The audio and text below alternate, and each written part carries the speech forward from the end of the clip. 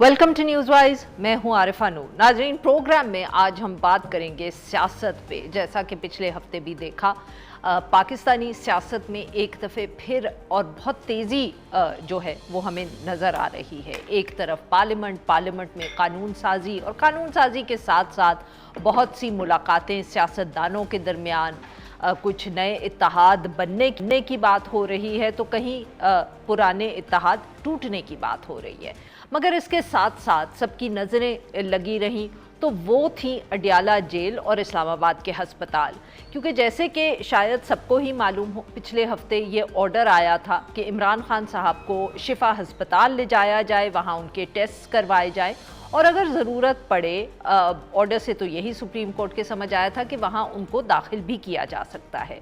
सारा हफ्ता बात होती रही कि आज इमरान खान हस्पताल जाएंगे या कल। फिर जुमा और जुमेरात की शब को ये इत्तला आई कि शिफा हस्पताल के बाहर, अडियाला जेल के बाहर बहुत एक्टिविटी हो रही है, क्योंकि इमरान खान साहब को शिफ्ट किया जाना है। रात देर तक ये तमाशा चलता रहा, कभी सोशल मीडिया पे ख़बर तो कभी टीवी पे ख़बर। फिर मालूम हुआ दूसरे दिन सुबह जब अखबार देखे, टीवी देखा, तो पता चला कि इमरान खान साहब को रात को पिम्स हस्पताल ले जाया गया, शिफा हस्पताल नहीं ले जाया गया। उनके कुछ टेस्ट पिम्स में हुए, कुछ कहा जा रहा है कि नहीं हुए, क्योंकि जो मशीन्स दस्तयाब होनी चाहिए थी वो नहीं थी, कुछ इस तरह के मसाइल थे। मगर ये काफ़ी नहीं था। इसके साथ साथ सुप्रीम कोर्ट ने ये भी ऑर्डर दिया था कि जो डॉक्टर्स उनका मुआयना करे, उनमें उनकी अपनी बहन डॉक्टर उज़्मा और साथ में उनके जो पर्सनल फिजिशियन हैं डॉक्टर फैसल सुल्तान, ये दोनों शामिल होने चाहिए।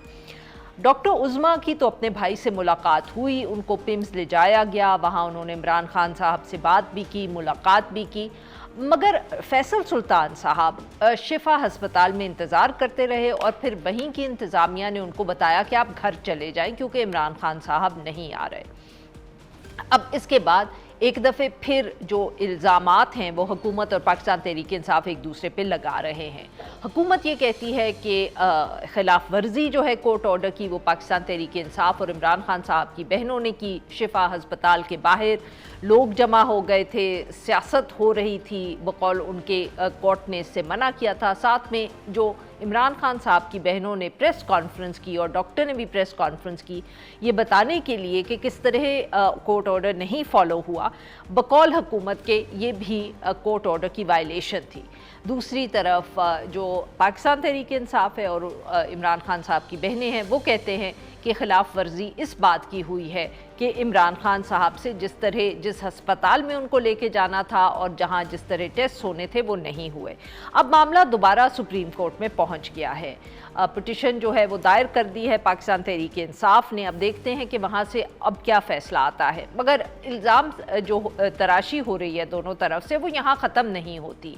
अब बहुत से लोग ये इल्ज़ाम लगा रहे हैं या इशारा दे रहे हैं कि मोहसिन नकवी साहब ने पाकिस्तान तहरीक इंसाफ की मदद की, इसलिए जो कंटेम्प्ट ऑफ कोर्ट की पिटिशन अब सुप्रीम कोर्ट में दायर हुई है उसमें मोहसिन साहब का नाम नहीं है। हुकूमत जो है वो इसको किस तरह देख रही है ये कहना मुश्किल है, क्योंकि मोहसिन नकवी साहब से ऑफ द रिकॉर्ड PMLN की हुकूमत जितनी भी उन पर तनकीद करती हो या उनको पसंद ना करती हो, ऑन द रिकॉर्ड वो मोहसिन नकवी साहब के बारे में कुछ नहीं कहते। दूसरी तरफ पार्लियामेंट में भी बहुत सी एक्टिविटी नज़र आ रही है। एक तरफ तो मौलाना फजल रहमान साहब की एक दफ़े फिर मुलाकात हुई अपोजिशन से, एक इत्तेहाद की एक दफ़े फिर बात हो रही है, एक प्रेस कॉन्फ्रेंस भी हुई बहुत तफसील से, जिसमें सारी जो अपोजिशन की लीडरशिप थी वो मौलाना फजल रहमान साहब के साथ खड़ी थी, जिसमें उन्होंने बहुत तनकीद की हुकूमत पे। उन्होंने कहा कि आइए बात करें, वज़ीर आज़म साहब कहते हैं मगर ताली दो हाथ से बचती है, यहाँ एक हाथ है जो कौम को थप्पड़ मार रहा है। उन्होंने ये भी कहा कि मुल्क का हर शख्स जो है वो अपने आप को गैर महफूज समझता है और हुकूमत सिर्फ तसल्लियाँ दे रही है। उन्होंने ये भी कहा कि जो बयानिया सरकार की तरफ से दिया जा रहा है वो गलत है, और जो सूबों की बात है ये किस उम्मीद पर इस तरह की बातें की जा रही हैं, क्योंकि मुल्क में तो इस वक्त आग लगी हुई है और आप कह रहे हैं कि घर को तकसीम कर दें। इसके साथ साथ बिलावल भुट्टो जरदारी साहब भी ऑपोजिशन से कुछ मुलाकातें करते हुए पाए गए। देखना यह है कि पाकिस्तान पीपल्स पार्टी क्या सचमुच हुकूमत से अपने इत्तेहाद को तोड़ेगी। इस सब इश्यूज़ पे बात करने के लिए आज हमारे साथ मौजूद हैं फैसल चौधरी साहब, माहिर कानून हैं, वकील हैं, ये पाकिस्तान तहरीक इंसाफ से वाबस्ता है। हमें ज्वाइन किया राना एहसान अफजल खान साहब ने, तर्जुमान हैं वज़ीर आज़म पाकिस्तान, और हमारे साथ मौजूद है असलम कौरी साहब, तर्जुमान हैं JUIFA। Welcome to the show gentleman. जी फैसल चौधरी साहब, आज पाकिस्तान तहरीक इंसाफ की पिटिशन तो दायर हो गई है, पर तारीख का अभी कुछ पता नहीं। आपको लगता है कि सुप्रीम कोर्ट से आपको अगर एक मरतबा रिलीफ मिला है तो दूसरी दफ़े भी मिलेगा और सुप्रीम कोर्ट आपके हक में कोई और फैसला देगी? देखिए, ये फैसला जो है ये सुप्रीम कोर्ट ने अपने फैसले की इम्प्लीमेंटेशन करानी है जी। तो ये कोई PTI से रिलेटेड जो है वो इशू नहीं है, ज़्यादा कोर्ट की अपनी प्रेस्टीज, अपने वक़ार और अपनी इज़्ज़त का सवाल है। और अगर सुप्रीम कोर्ट अपने फैसले पर अमल नहीं करवा सकेगी तो फिर जो अदालती निज़ाम है फिर उसका ताबूत बनने में या मकबरा बनने में कोई कसर बाकी नहीं रह जाएगी। सो जो उसका नंबर भी लग जाएगा। इंतज़ामी तौर पे ये मामला होते रहते हैं।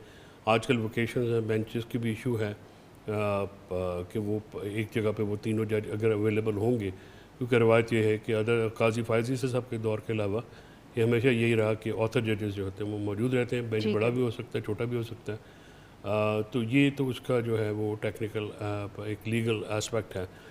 जो असल में मसला इसको आरफा देखें तो गवर्नमेंट ने इस इशू को जो है पॉलिटिकल इशू के तौर पे देखा है, whereas it's pure human rights issue और एक फंडामेंटल राइट्स का इशू है।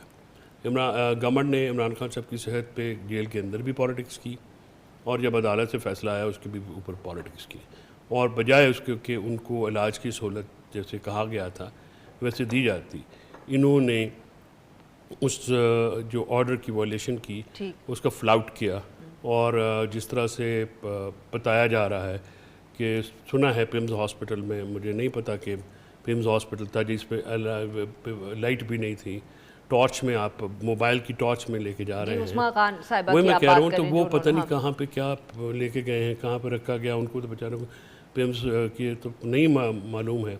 फिर वहाँ पे जो सिटी NGO जो इनके अपने बोर्ड ने बुनियादी तौर पे गवर्नमेंट के अपने डॉक्टर्स जो बोर्ड पहले नोटिफाई हुआ है ट्रीटमेंट के लिए, उन्होंने ये रिकमेंडेशंस दी कि जी आप इनका सिटी NGO भी कराएं, इनको वॉक भी कराएं, इनको किताबें दें, TV दें और मुलाकातें कराएं, क्योंकि इन्होंने 100 दिन से ज़्यादा 300 दिन से ज़्यादा हो गया, तकरीबन 1 साल हो गया इमरान खान साहब का ह्यूमन इंटरेक्शन रोका हुआ है, which is a blatant violation of prison rules, हमारा प्रिजन एक्ट का, और as well as Nelson Mandela rules, जो कि बेयर मिनिमम स्टैंडर्ड सेट करते हैं कि आप जो है, और हम उसके सिग्नेटरी हैं एज ए स्टेट, हमने रिकग्नाइज़ किया हुआ है वो कि आप 15 दिन से ज़्यादा किसी को आइसोलेशन में नहीं रख सकते।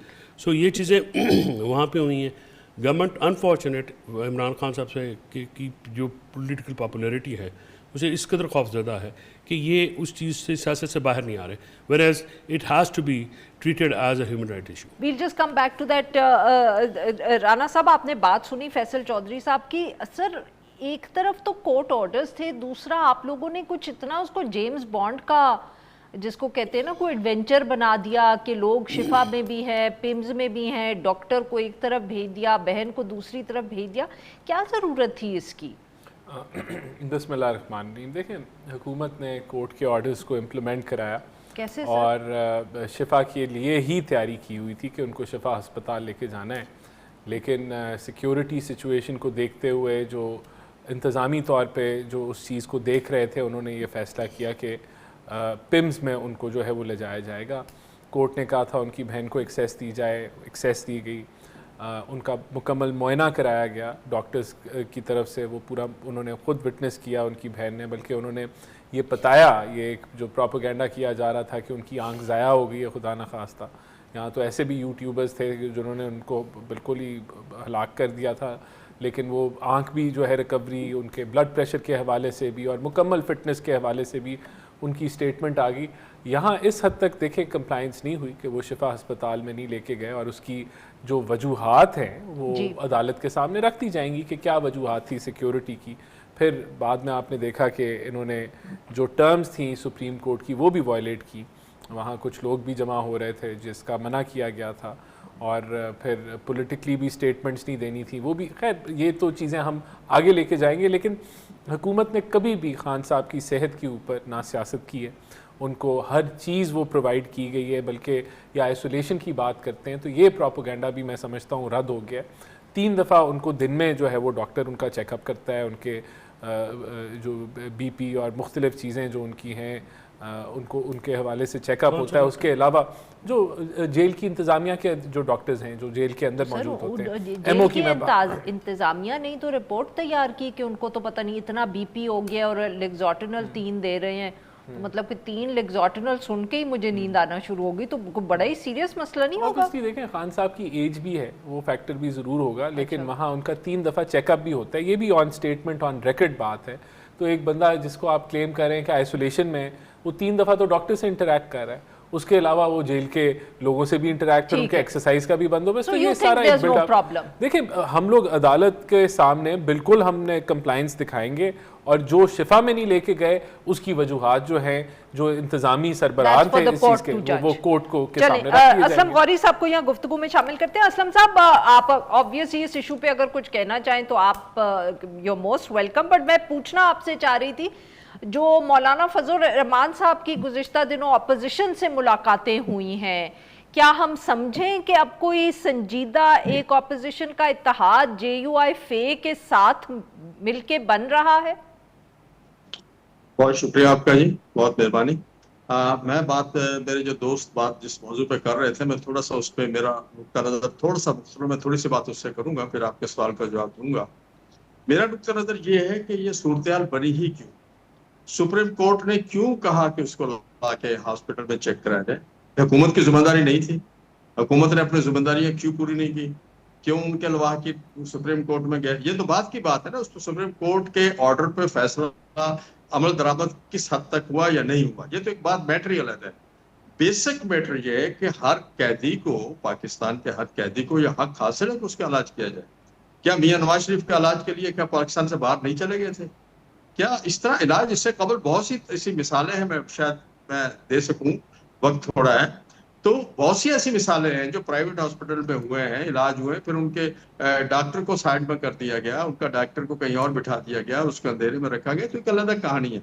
बात सीधी सी है कि क्या आपके पाकिस्तान में एक आइन है 1973 का आइन, क्या उस आइन के अंदर क्या क्या कैदी की क्या क्या सहूलियात हैं, प्रिजन की क्या क्या फैसिलिटीज उसको करना चाहिए, नहीं करना चाहिए, वो बीमार है उसे डॉक्टर को दिखाना चाहिए, नहीं जाना चाहिए, उसको मेडिसिन मिलनी चाहिए, नहीं मिलनी चाहिए, इससे कतई नजर बंदा कौन है। ठीक है, वो इमरान एक साबिक फॉर्मर प्राइम मिनिस्टर रहे हैं, एक उनकी अपनी हैसियत है, लेकिन मैं समझता हूँ हुकूमत गलतियों पे गलतियां कर रही है, और गलत पता नहीं कर रही है या इनसे कोई करवा रहा है, और आने वाला कल क्या होगा तो ये एक अलग बात है। दूसरी बात आपने जो फरमाई कि अपोजिशन के साथ ये था, देखिए अपोजिशन और हमारे दरमियान जो फासले काफी पुराने बहुत ज्यादा थे, दूसरा अपोजिशन की बड़ी पार्टी के साथ 2-2.5 साल में हमने कोशिश की उसको कब करते करते स्टेज पे ले आए कि अपोजिशन का एक बड़ा मजबूत जॉइंट एक्शन कमेटी समझे या जो भी समझे, अपोजिशन का इत्तेहाद जो है पार्लियामेंट की हदूद के अंदर बन गया है, और ये बहुत बड़ी कामयाबी है,